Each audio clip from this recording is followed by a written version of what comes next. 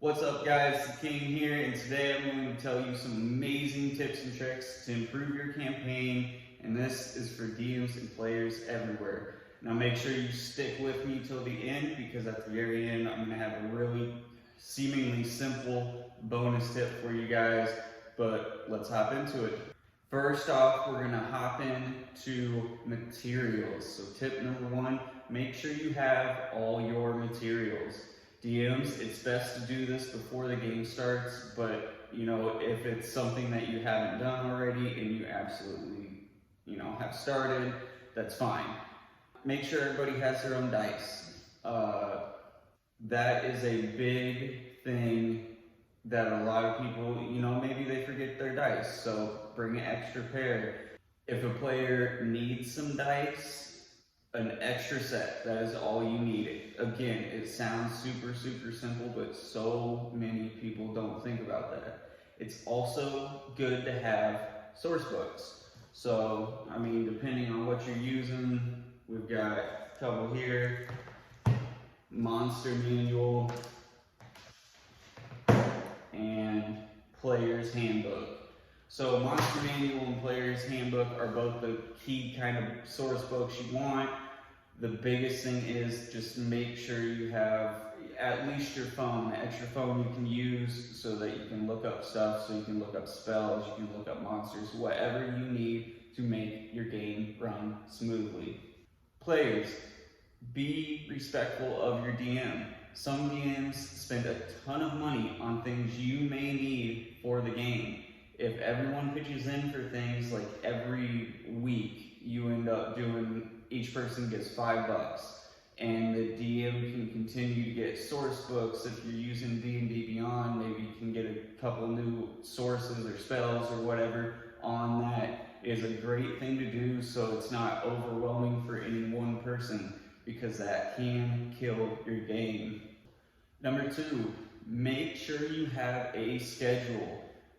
Now that means do not, as a player or DM, text on a Saturday and say, hey, I've got time to play on Sunday, who else does? Because usually what's going to happen is like one person doesn't have time, and then if they show up late or something, they have to hop into the game later on, and it's just not as fun for them, and the game doesn't run as smoothly.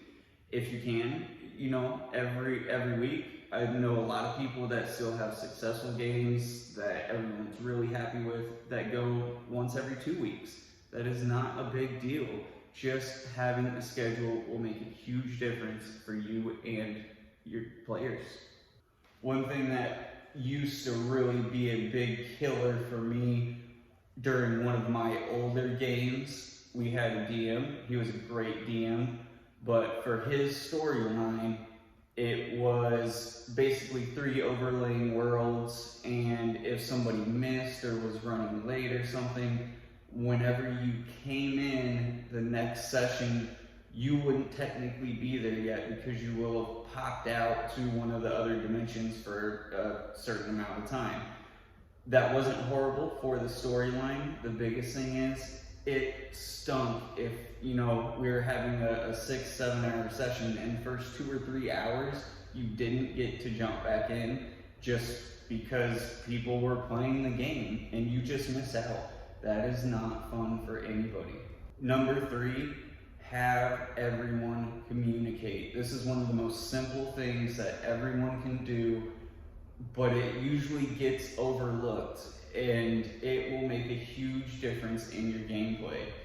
Running session 0 is something that all DMs should do. If you don't do this all together, make sure everyone understands what part they might want to play if you end up having everyone do kind of session 0 separately. Sometimes I had DMs, or as a DM, I would meet up with people just before the campaign started, before we had our schedule, and go over with 2 people, hey, this is what I'm looking at for your character. Are you good with that? This person's gonna take notes. That can be amazing. You can have one person that is doing Google Docs or something similar, and you can share it with everybody. So not everybody is bogged down by notes. That can be super effective, and everyone can edit, adjust, whatever, as needed in the Google Docs, and you can always look back to it. Notes are always there. Players, take the initiative and talk to each other. Strategize so you can optimize your game time instead of just spending an entire session making a plan that goes out the door the second you roll a nat one. It happens. It happens to everybody. Plans, every once in a while you have that holy grail where it works. Usually it doesn't. We had a few instances in a previous campaign where we ended up stopping at a riddle portion, basically. It is a good stopping point. So the DM would give the riddle, let us know, this is all the information you're going to have, and over the course of a couple of days, he'd be nice. We could talk about it. So we could figure out what we thought the riddle would be, and then whenever we hopped back in the game, we weren't wasting 2 hours trying to figure out the riddle too, when we could just get past it, and it really wouldn't make that much of a difference whether we did it in-game or outside the game. That is a perfect tool if you have something similar going on. Tip number four, Tip number four, make sure to keep the game balanced. So what I mean by this is DMs, pay attention to how the players are handling situations in combat and certain survival situations. If you're hitting combat after combat and your players are getting wailed on and it looks like they are literally on the verge of death every single fight, it might be a little tough. Your job as a DM is to, as responsibly as possible, kill your players. So if everything is too hard, you just tone it down a little bit. A lot of DMs think that, I have to throw everything at all the players all the time and make this super hard. You want to make it fun too. Do not forget about that.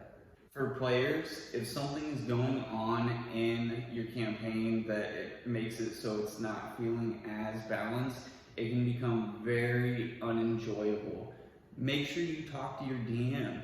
If you let your DM know, hey, I really don't like this, a lot of other people don't like this, can we find a way to switch this up? You can come to a compromise. That's okay. Do not ignore the fact that you guys are most likely friends, and you need to be able to communicate. We used to have in our games a situation where like maybe a vampire bit one of us and we lost 5 permanent HP. Especially at low level, 5 HP can be a lot. And normally in the rules, it's you take a long rest and you get that back. We did not always get that option. So it would turn into something where someone had used Greater Restoration or something similar. The problem is there were only like 2 or 3 people in that world that could cast Greater Restoration, and we weren't high enough level yet. That was a giant buzzkill. I understand what he was trying to do, but it was something that I was not a big fan of, just permanently losing something, basically, because finding the person so we can get the Greater Restoration spell was ridiculously hard. Might not be a bad idea to talk to your DM, let them know what's going on, and your DM will let you know what else can be done, because again, I'm going to say this nonstop, they want you to have fun. The whole point of it is to have fun. Tip number 5, it kind of seems weird for a DM to give up control sometimes, but including the players in your world building is huge. DMs give the players the artistic freedom to create things in your world. This will make the overall experience a ton better and help with the immersion. You want to be immersed in the world. You want to really care about the game. So if somebody comes up with something, let them speak up. Some people are afraid of speaking up. For players, just because the DM is the god of the world doesn't mean you can't add to it. That's a large part of a player's job. If you want a long-lasting Uncle Bart to save in a quest, let the DM know beforehand, and they'll figure out how to add this to the story. If it fits, they will probably work with you. Before I give you that bonus tip, please like, comment, and subscribe. I hope you guys are enjoying this. I'm trying to create content that is as much good information for you as possible, so please subscribe. Tip number 6. I had to think about it on my hands. It's been a day. So my final kind of closing bonus statement. Don't be afraid to steal ideas. That's kind of what videos like this are for. You can watch, if you're watching Critical Role with Matthew Mercer, if you're watching High Rollers, it doesn't matter. Those are brilliant DMs that you can take ideas from.